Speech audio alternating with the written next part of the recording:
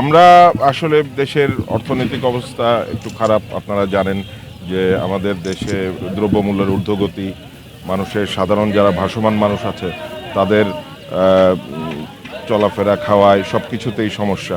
বিশেষ করে গাজীপুরে যেহেতু এখানে আপনার একটা ইন্ডাস্ট্রিয়াল জোন, এখানে অনেক ভাসমান লোক থাকে যাদের যাদের সমস্যা হচ্ছে।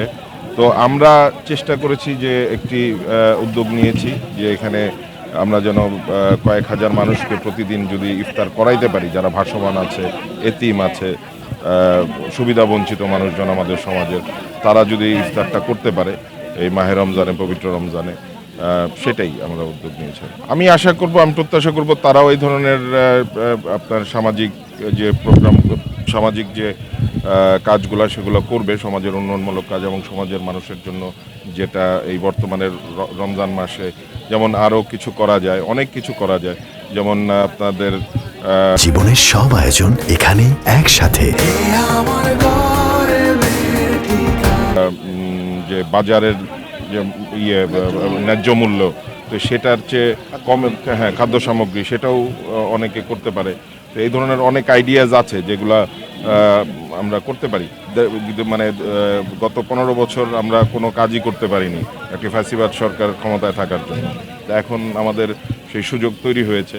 আমি আহ্বান করব আমাদের সমাজের সব রাজনৈতিক দলগুলা এবং সমাজের যারা বিত্তশালীরা আছেন তারা এগিয়ে আসবেন, এই ধরনের কাজে তারা অংশগ্রহণ করবেন। পুরো রমজান মাস জুড়ে আমরা গাজীপুর মহানগরের আপাতত এখন পর্যন্ত আমরা ঠিক করেছি 7টা স্থানে এই ধরনের আয়োজন চলবে। এটা হয়তো বাড়তেও পারে, কারণ আমাদের এখনও যে এগুলো চলমান আছে। টঙ্গীতে 2টা জায়গায় হবে, গাজীপুর চৌরাস্তায় বাসন থানায় হবে, কোনাবাড়ি থানায় হবে, এবং কাউলতিয়া ইউনিয়নে, সাবেক কাউলতিয়া ইউনিয়ন যেটা শালনা, সেখানে হবে। তো এই ধরনের আরও কিছু করা যায় কিনা সে ব্যাপারে আমরা আলোচনা করছি, কথা বলছি, যে সাধারণ মানুষের জন্য এই রমজান উপলক্ষে এবং আগামীতে যে আমাদের ঈদ এবং কুরবানি ঈদ আছে, সেখানেও যেন মানুষের দুর্ভোগ তৈরি না হয়, সেজন্য আমরা চেষ্টা করব কাজ করার জন্য।